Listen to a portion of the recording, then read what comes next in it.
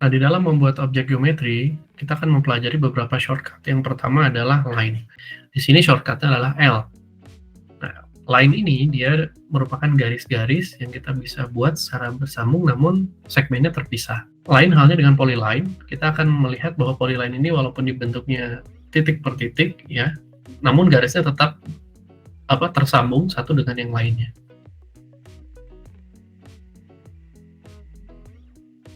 Kemudian ada bentuk circle, di sini kita bisa lihat bahwa circle akan dimulai dengan titik pusat, kemudian kita tarik garis radiusnya sejauh yang kita perlukan.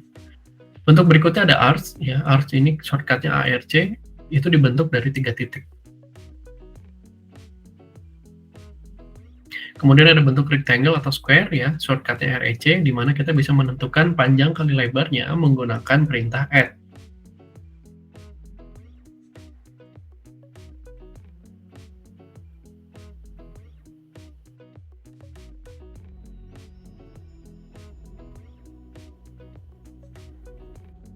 Nah, selanjutnya ada polygon, di mana kita bisa membuat bentuknya secara default dia ada 6 sisi, terkecil adalah 3, namun kita bisa menambahkan sisinya lebih dari 6 sesuai yang kita perlukan. Selanjutnya ada bentuk ellipse ya. Nah, bentuk ellipse ini dia hampir mirip dengan circle, namun dia dibentuk dengan 2 kali tarikan radius. Yang pertama radius terpendek, kemudian radius terpanjang atau sebaliknya. Kemudian ada spline ya, atau SPL di sini. Kita bisa lihat ketika kita akan membuat garis yang bentuknya kurva linear. Hampir mirip dengan line, kali ini ada multi-line ya, atau M-line, gitu. Dia biasanya digunakan untuk membuat dinding, karena sudah mudah dalam membuat 2 garis sekaligus. Nah, selanjutnya ada spline. Nah, ini agak berbeda dengan spline yang di awal. Kali ini menggunakan control points, di mana kita bisa mengatur kelengkungannya berdasarkan titik-titik kontrol yang terjadi di kurva tersebut. Bentuk berikutnya ada bentuk donat ya, atau DO ya, perintahnya kita bisa buat bentuk-bentuk donat dan dia sudah langsung otomatis terisi ya, atau filled by color gitu, ringnya.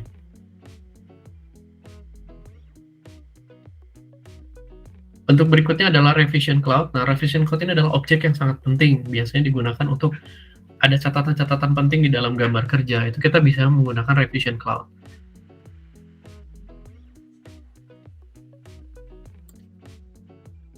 Nah, revision cloud ini sendiri bisa kita atur ya, ketebalannya, kemudian kelengkungan garisnya, diameternya itu kita bisa atur. Apakah dia keluar ataupun malah ke dalam. Selanjutnya ada bentuk helix atau spiral ya.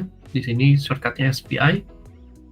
Nah, ini menariknya kita akan melihatnya dalam bentuk 3 dimensional. Jadi secara 3 dimensi dia punya ketinggian.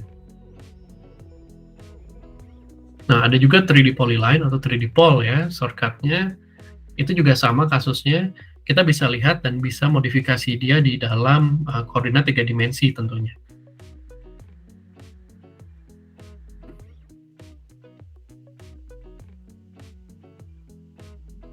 Ada wipeout. Nah, wipeout ini adalah objek yang menarik ya, shortcutnya WIEPE ya.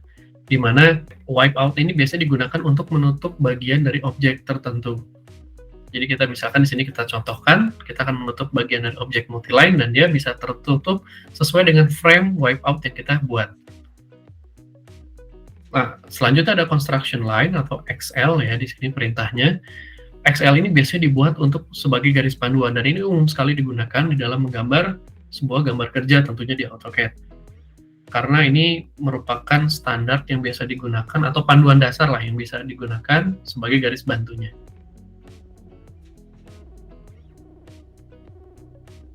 Nah, ini ada salah satu objek lain ya, kita bisa lihat di sini ada point style ya. Point style ini kita bisa membuat sebuah geometri titik, kemudian kita atur style yang kita inginkan ya. Kita akan mulai dari point biasanya, kemudian stylenya kita bisa atur sesuai dengan apa yang kita perlukan. Nah, biasanya kita ingin membuat titik benchmark atau misalkan titik apapun ya di dalam gambar yang kaitannya dengan proses desain atau konstruksi. Nah, Nah, kemudian kita masuk kepada modifikasi objek. Nah, ini ada perintah move ya. Yang pertama biasanya ini sangat sering dikenal. Kemudian ada perintah rotate atau RO ya, di mana dia akan membutuhkan titik putarnya ya. RO ini dia butuh titik putar. Kemudian ada mirror ya atau MI ya. Di keyboard kita bisa ketikkan MI ya. Kemudian ada scale, kita bisa cari titik acuannya. Ada stretch ya, kita bisa tarik beberapa bagian langsung secara bersamaan. Ada copy, CO atau CP ya, kita bisa pakai untuk menduplikasi secara manual. Dan ada juga duplikasi yang langsung ya, yaitu teknik array. Nah, array ini bisa array rectangular atau array polar.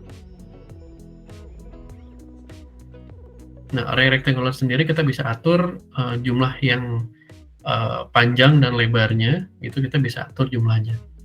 Kemudian ada array polar ya, di sini kita bisa atur berapa banyak dia akan diduplikasi dalam satu radius lingkaran.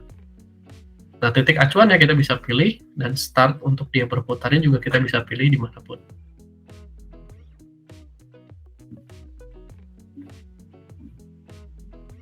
Kemudian ada perintah offset, ini sering kali digunakan untuk menduplikasi garis baik ke dalam geometri tersebut ataupun keluar dari geometri tersebut. Kemudian ada perintah fillet ya atau F untuk membuat kelengkungan di sudut-sudut objek biasanya. Kemudian ada trim. Trim ini biasanya untuk memotong ya objek yang saling bertumpuk. Kemudian ada extend di EX ya. Di sini kita bisa tarik garis dengan perintah tertentu untuk menuju pada boundary atau garis yang lain. Nah, ada perintah join di sini untuk menggabungkan dua segmen garis yang tidak tersambung. Namun, sebaliknya, kita juga akan bisa menggunakan perintah break atau BR tadi, di mana kita bisa menentukan sejauh apa putus garisnya. Kemudian ada perintah divide. Nah, divide ini tergantung dari titik yang mau kita bagi di atas garis. Ada perintah hatch untuk memberikan notasi ya pada sebuah objek.